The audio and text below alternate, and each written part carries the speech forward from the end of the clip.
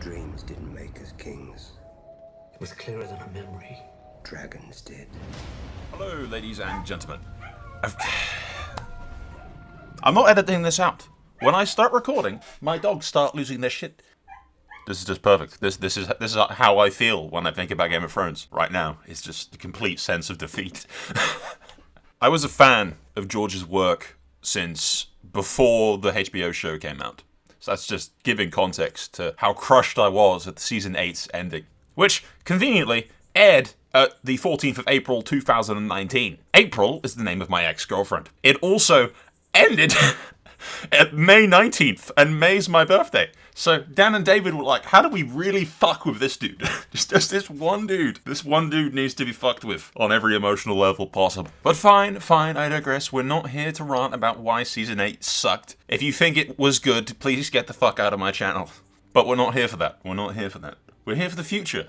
The hopefully bright, somewhat race-swapped future. Because that is probably the only fucking issue I have with the entire show, to be honest. And I'm not racist. Put your pitchforks down. Don't cancel me on Twitter. He's a monster.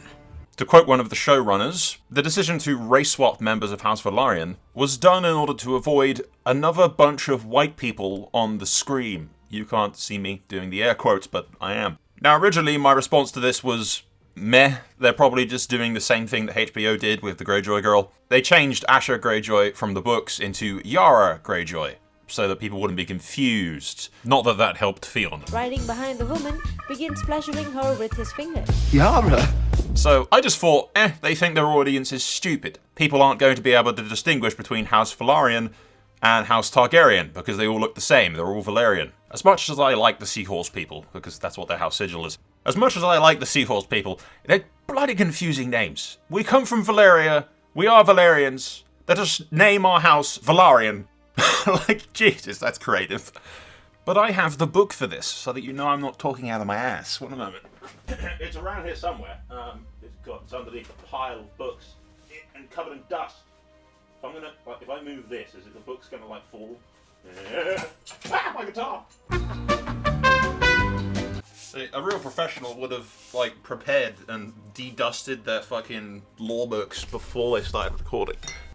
Why are these pages crusty? That's mildly concerning. I think it's what the fuck. There was a ghost. There's ectoplasm. Coming of the First Men, Long Night, Age of Heroes, Rise of Valyria. Here we are. The great beauty of the Valyrians, with their hair of palest silver or gold and eyes in shade of purple not found amongst any other peoples of the world, is well known, and often held up as proof that the Valyrians are not entirely of the same blood as other men. Yet there are maesters who point out that by careful breeding of animals, one can achieve a desirable result, and that the populations in isolation can often show quite remarkable variations from what might be regarded as common. This may be a likelier answer to the mysteries of the Valyrian origins, although it does not explain the affinity with dragons that those with the blood of Valyria clearly hold. That was taken from The World of Ice and Fire, The Untold Histories of Westeros. Which points out that yes, the Valyrians did traditionally have the silver hair, the purple eyes, the violet eyes, the other godly appearance that came with being a Valyrian. But they also bug at each other quite frequently. And there are multiple cases of the Targaryens not keeping the bloodlines pure and not having those features. Prince Baelor Targaryen being probably the most famous, Baelor Breakspear. He was the eldest son of Daeron II and Mira Martell. He inherited the dark hair of his mother, and their son, Valar, inherited, again, not Valyrian features. He had brown hair, I believe. And then we have another example in Prince Duncan Targaryen, the son of Aegon V, whose mother was Betha Blackwood, and he inherited black hair. And then we have Princess Rhaenys Targaryen, the queen who never was, who is perhaps most relevant to this because she's in House of the Dragon. She had black hair and pale violet eyes, but she got the black hair from her mother, who was a Baratheon. And she's married to Corlys Velaryon, the sea snake. We then have another example of Dornish blood, making the Valyrians' traits disappear, with Rhaenys Targaryen, Rhaegar's daughter, who not only had the hair of her mother, but also the skin tone of her mother. To read again from The World of Ice and Fire, the queen embraced the babe warmly, but King Aerys refused to touch or hold the child, and complained that she smells Dornish. And lastly, we have Jon Snow, who I refuse to call Aegon Targaryen because that's not his fucking name, HBO, who was born with Lyanna Stark's, his mother's, features. So yes, ultimately there's many examples to be had, many instances of Targaryens marrying outside of the family, not keeping the bloodlines pure, and then losing their traditional Valyrian looks. So it's possible, but there's no actual record of House Velaryon having any instances of this happening, but there's also no instances of it not happening. It's just kind of not mentioned. Corlys Velaryon, otherwise known as the Sea Snake, because I don't want to fuck up his name again, was hailed as the greatest seafarer in the Seven Kingdoms. He was said to be brilliant, adventurous, ambitious, and all the fan art you'll find of him has him as a white dude with Valyrian features, because that's traditionally what the Valyrian descendants look like. But there is technically absolutely no source material whatsoever that says that he wasn't a black man with dreadlocks. He could be. So I can't really get angry about it because it's not an established thing, technically, in George's world that he had the Valyrian features. It's just not established anywhere. In fact, I don't even think we know who his mother was. I'm going to check, because I actually don't know who his mother is. He was born in the year 53 AC at Driftmark, the eldest son of Lord Daemon Velaryon, and his lady wife. Okay, so we know his father.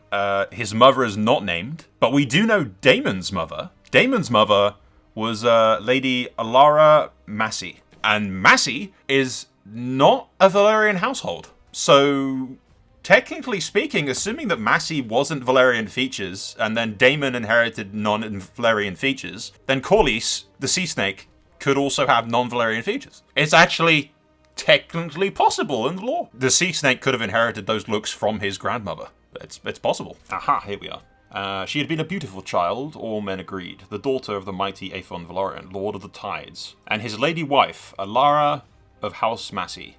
So yeah, there's legitimate non-Valyrian descent in the bloodline there that could explain this. His mother could have also not been Valyrian. But, and as Benjen Stark once said, then nothing someone says before the word but really counts.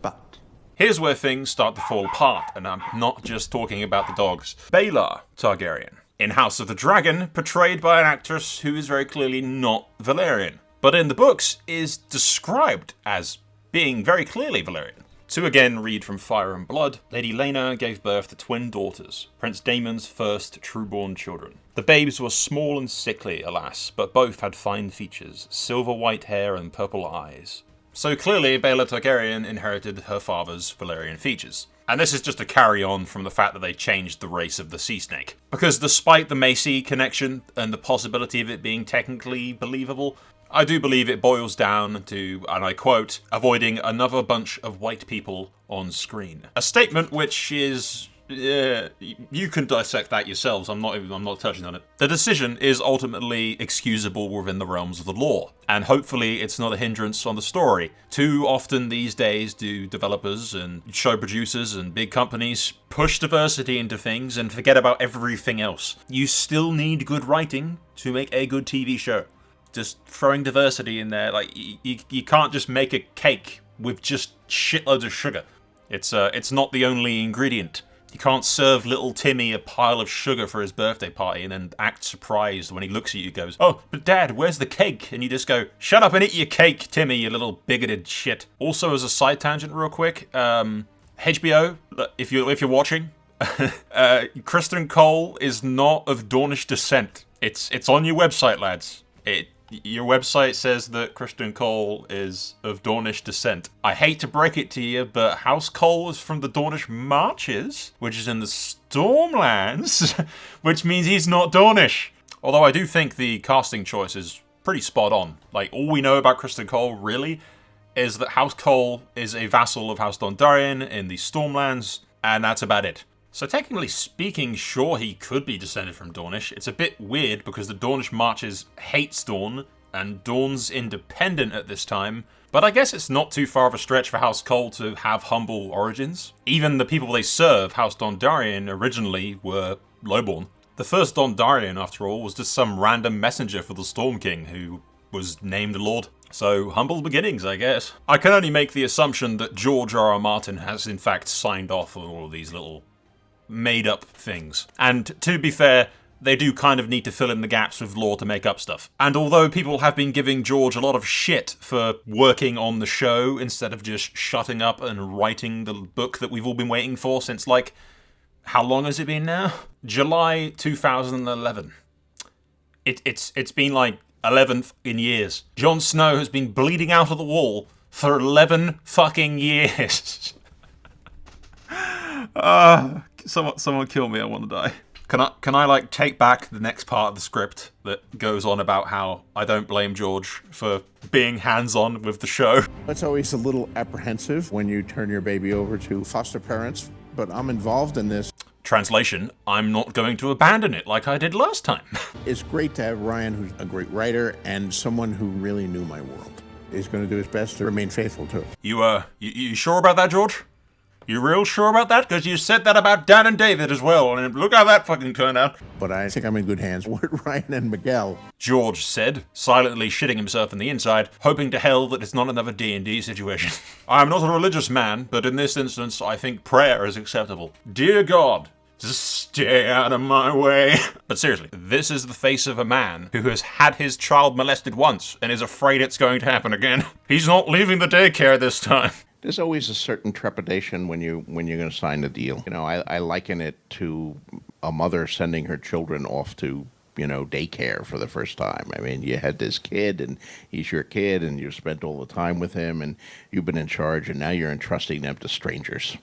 And are the strangers going to take good care of them? Is he going to get his milk and cookies in time? Or are they actually a bunch of child molesters who are just lurking there, and they're going to get the kid off and you're going to be gone, and who the hell knows what they're going to do? Well, Danny kind of forgot about the Iron Fleet. Surprise, motherfucker!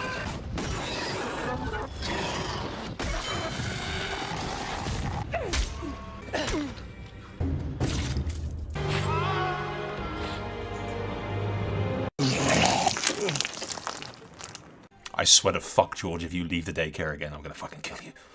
The last time you went off, George, the child was molested, we all got emotionally scarred, and Dan and David writ some really shitty fanfiction. And you hate fanfiction, George. You're on record as saying you hate fanfiction, and you let those cunts write some really bad fanfiction. It's okay, Sol.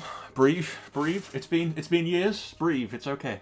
I swear to fuck, I've been betrayed many a time in my life, but never have I felt quite the sting of betrayal as fucking Dan and fucking David, the Catelyn Kennedys of Game of Thrones. If it's any consolation, though, the Lord of the Rings fans will soon feel the pain and the anguish that I felt at Season 8, as soon as that Amazon Prime TV show comes out.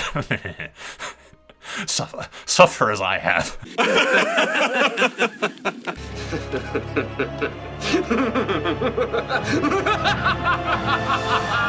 That's how you do an evil laugh. Ciao for now. Now George is on hands as fuck because he doesn't want fanfiction. Oh, good lord, we're never getting that book. We're never getting that fucking book. Thankfully, at least, the Dance of Dragons, or the House of the Dragon, whatever the fuck you want to call it, it has a definitive beginning and an end. It has plenty of source material to work off of. It's not got, like, a point where they're going to run out of source material. It's just not. They have the whole story there to do. It's just a matter of where to start. And I happen to have a pretty goddamn good idea where we're starting. Heirs of the Dragon. Not only Episode 1's title, but also a chapter in the Fire and Blood book, which reads, "The seeds of war are oft planted during times of peace." And so it has been in Westeros. The bloody struggle for the Iron Throne, known as the Dance of the Dragons, had its roots half a century earlier, during the longest and most peaceful reign that any of the Conqueror's descendants ever enjoyed, that of Jaehaerys I Targaryen. Never before or since had the Seven Kingdoms been blessed, or cursed, in the view of some, with so many Targaryen princelings. From the loins of the old king and his beloved queen sprang such a confusion of claims and claimants that many maesters believe the Dance of Dragons, or some similar struggle, was inevitable. And as is practically Westerosi tradition, all conflicts, struggles, or trauma is going to begin with a tournament. Specifically, the tournament for the ascension of King Viserys I to the Iron Throne. I could be wrong, could be any tourney. But we do see Daemon Targaryen here fighting who I assume is Criston Cole, for reasons that I won't say because it would technically be a spoiler. But the existence of Daemon's whore, Mysaria, known as Misery to her enemies, gives further credence to the idea that this is genuinely the time frame that we're looking at, which is then further supported by the fact that episode 2 is called The Rogue Prince, which, again, I won't say too much because spoilers, but if you know, then you know. This will lead into episode 3 with the Stepstones, fighting the Dornishmen here, with the Sea Snake kicking some ass. And then either at the end of episode 3 or episode 4, we'll have Daemon returning to King's Landing. And the rest is, as they say, history. I can't really speculate more without spoiling it for everybody that doesn't know how the Dance of Dragons goes. And I'm trying to keep this little rant of mine as spoiler-free as possible. But decisive to say, I am actually genuinely somewhat not cynical about this. Which for me is saying a lot. I'm a cynical asshole. But I'm actually looking forward to this. I believe that they can't possibly fuck this up. There's so much hate for this show on the internet. There's so much like doom and gloom, like, oh, season 8 sucked, so this is gonna suck. And I'm like, that's devoid of all logic. It's not the same writers, it's not the same story, it's not the same situation at all. So that's just the stupidest shit I've ever fucking heard. Not to say that skepticism is not healthy and highly recommended. Always ask questions. Always expect the worst. And then you'll never be surprised.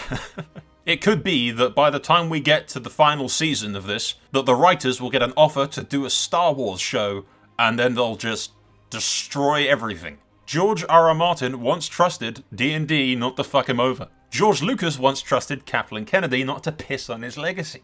And fucking nobody trusts Jeff Bezos. For trust, my dear viewer, is the most insidious of poisons. Trust will sidestep all of your precautions. But you can trust me.